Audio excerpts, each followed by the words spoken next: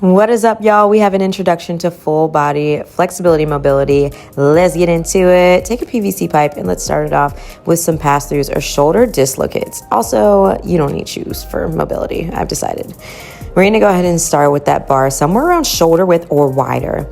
As we bring it up, we're shrugging the shoulders and then dropping them down. Now, when you get in the end position here, you hope that your back is nice and straight, so don't let it arch. And you also wanna make sure that your wrists stay as straight as possible as you're moving through this shoulder dislocate. I also want you to think about, as you get to the back of this movement, trying to keep the grip on all of your fingers, not releasing at all. So we do about 5 repetitions or 5 to 10 repetitions of the shoulder dislocates here. Take your time.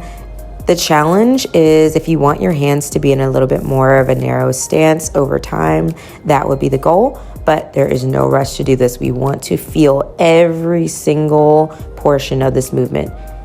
And that's what mobility is. It's never passive. It's very, very much engaged through all of your muscles and joints.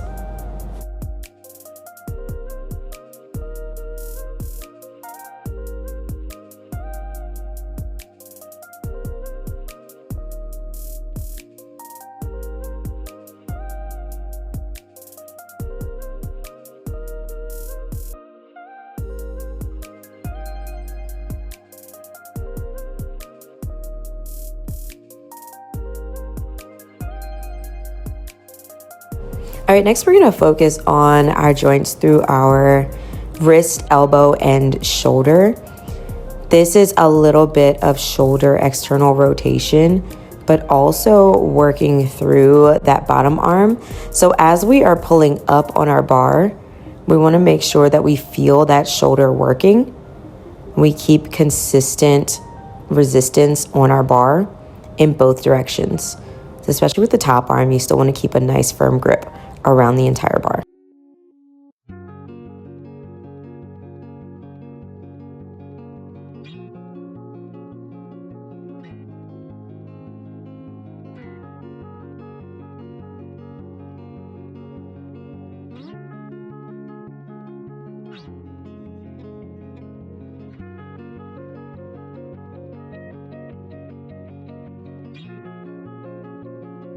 Now, the more you get into this stretch of mobility, you can bring your top arm wider out, that elbow wider, and work a little bit deeper into the shoulder joint. But I find that keeping them in line is the safest way to begin working on this shoulder mobility.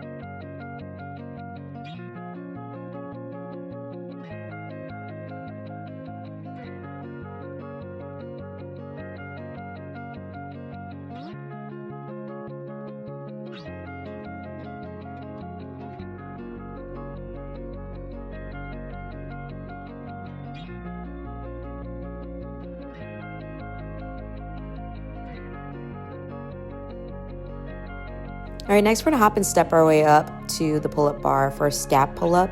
This is where we are depressing our shoulder blades. We are dragging them down to our back pockets, simultaneously trying to pull the bar apart. Really working the gunk out that's kind of hides behind our shoulder blades and just getting those muscles engaged so that our rotator cuffs are protected.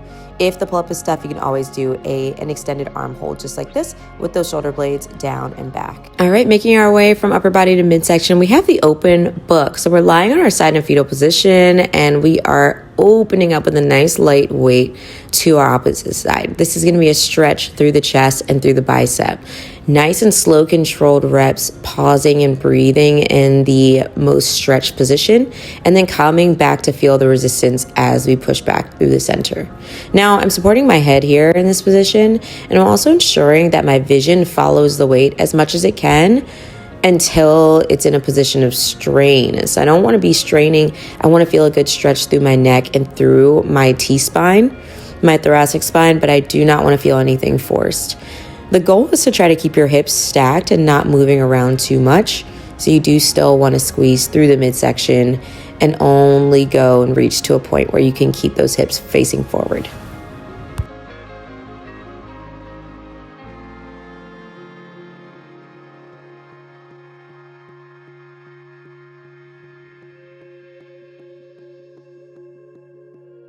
Oftentimes you'll find that one side is more flexible and more mobile than the other, and that's okay. The goal is to go as slow as you need to discover the difference and to fill those gaps.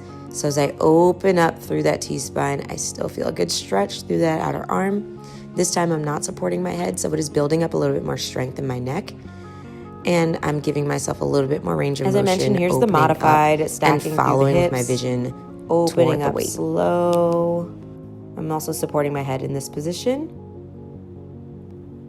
Feeling the stretch through the chest. So you want as little movement through your hips as possible.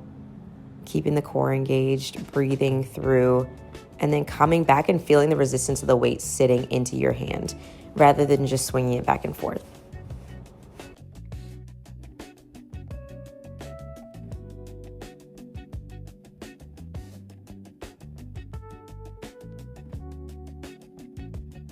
So next up, we've got a 90-90 through our knees and hips. So this is promoting internal rotation through one hip as we rotate and reach to get a good stretch through the lower lumbar spine, the lat, and of course through the T-spine. So working our way down toward those hips, but still working on rotation and working on that mid to lower back. Coming up, stay upright, squeeze through your midsection, rotate just enough to feel a stretch, and then reach out to the point where you feel a stretch all the way from upper body into that tailbone. It's important to also ensure that your knees stay flat where they are and your feet stay flat as well. So work your way through 3 to 5 reps on that rotate and reach for your QL.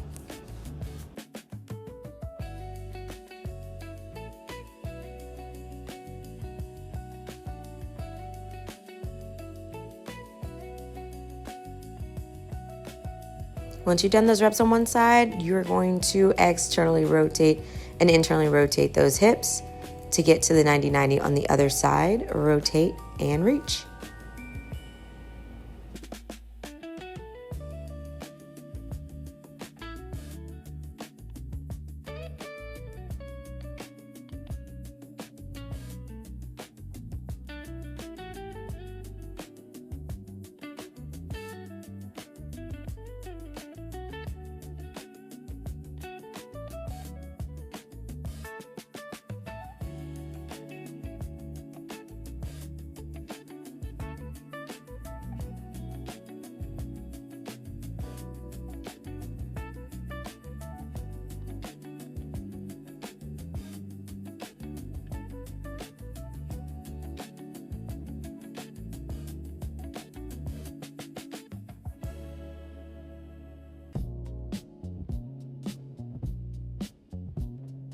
Okay, we're working down the hips, knees, and ankles with our windshield wipers. So we go from a 90-90 position, we internally rotate, and then switch over. That leg will then externally rotate, and the opposite leg will do the opposite.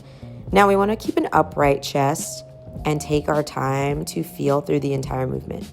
Once we try to get avoidant, when something is too tight, that's when we've lost the ability to work mobility specifically.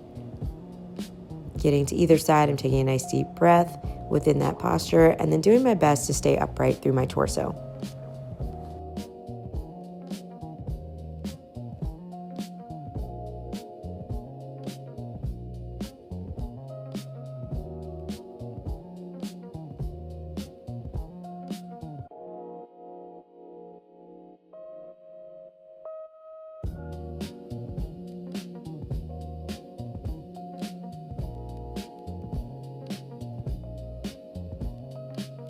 I love mobility because one thing it requires is patience. It also requires consistency, and it is work.